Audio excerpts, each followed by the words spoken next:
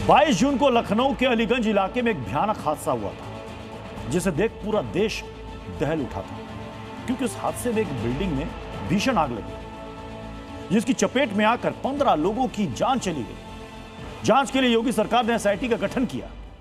इसके अलावा सख्त कार्रवाई के आदेश भी दिए।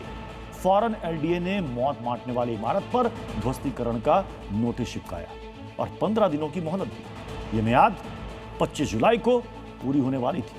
उससे पहले ही लखनऊ की अग्निशाला ने सरेंडर कर दिया। बड़े बड़े पर्दों से ढकी गई ये वही इमारत है जहां 22 जून को सबसे बड़ा अग्निकांड हुआ था। ये वही इमारत है जो देखते ही देखते मौत का कुआं बन गई थी और इसने 15 लोगों की जिंदगी निगल ली थी। लेकिन अब इस अग्निशाला को धीरे धीरे जमींदोज करने का काम शुरू हो चुका है, मगर प्रशासन के जरिए नहीं, बल्कि खुद बिल्डिंग मालिकों के जरिए। यहाँ पर आप देख पा रहे होंगे, मैं आपको तस्वीरें यहाँ पर दिखा दूँ कि ये देखिए, ये जो प्रशासन ने जो नोटिस दिया था, 25 तारीख लास्ट डेट थी। यहाँ पे नोटिस जो है अभी भी आपको चस्पा है और अब इस पूरी बिल्डिंग को गिराने का जो ध्वस्तीकरण का जो काम है, वो जो मालिक के थ्रू, जो बिल्डिंग का जो मालिक है उसके थ्रू जो है वो यहाँ पर करवाया जा रहा है। 22 जून को हुए भयावह अग्निकांड के बाद सीएम योगी ने सख्त कार्रवाई के आदेश दिए थे और सीएम योगी के आदेश के बाद ही एलडीए एक्शन में आया था। 10 जुलाई को अवैध इमारत के ध्वस्तीकरण का आदेश दिया गया था। 11 जुलाई को बिल्डिंग पर बुलडोजर चलाने का नोटिस चस्पा हुआ। 25 जुलाई तक बिल्डिंग मालिक को इमारत खुद से गिरानी थी। मियाद पूरी होने से पहले ही 20 जुलाई से इमारत को ढहाने का काम शुरू कर दिया गया।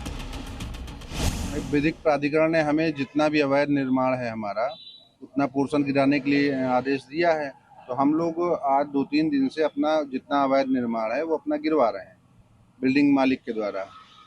और अभी इसमें बहुत सारे सामान लोगों को रखे हैं, तो सामान भी निकल रहे हैं और धीरे धीरे सारी प्रक्रियाएं उनके आदेश के अनुरूप किया जा रहा है।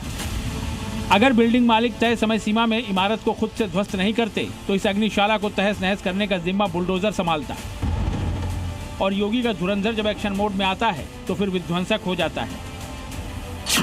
लिहाजा एलडीए के बुलडोजर की एंट्री ना हो, इससे पहले ही बिल्डिंग मालिक ने मजदूरों और ड्रिल मशीनों के जरिए इमारत को तोड़ना शुरू कर दिया। लखनऊ के अलीगंज इलाके में मौजूद मौत बांटने वाली इमारत को सबसे पहले बड़े बड़े पर्दों के जरिए ढका गया ताकि ध्वस्तीकरण के दौरान मलबा सड़कों पर न गिरे। इसके बाद 2-3 हैमर ड्रिल मशीनें लाई गईं, मजदूरों को इकट्ठा किया गया और फिर शुरू हुआ इमारत के अंदरूनी हिस्से को तोड़ने का काम। एसआईटी की शुरुआती रिपोर्ट में यह खुलासा हुआ है कि इमारत में न तो कोई इमरजेंसी एग्जिट था और न ही बाहर निकलने के लिए कोई दूसरा रास्ता। वहीं जांच में यह भी सामने आया कि इमारत को बनाने से लेकर चलाने तक प्रशासनिक लापरवाही और नियमों की अनदेखी की गई, जिसके चलते हादसा इतना भयावह बना। वहीं एलडीए के नोटिस में इस बात का भी जिक्र है कि इस बिल्डिंग का स्वीकृत मानचित्र के अनाधिकृत निर्माण किया गया। वहीं इस इमारत को रिहायशी उपयोग के लिए मंजूरी मिली थी, लेकिन यहाँ पर coaching centre, animation studio, library और दूसरी व्यावसायिक गतिविधियां चलाई जा रही थी। इसी बिना पर एलडीए ने ध्वस्तीकरण का आदेश दिया, जिसके बाद अब बिल्डिंग मालिकों के जरिए अग्निशाला को धराशायी करने का काम शुरू हो गया है। लखनऊ से प्रीति श्रीवास्तव के साथ ब्यूरो रिपोर्ट, जी मीडिया।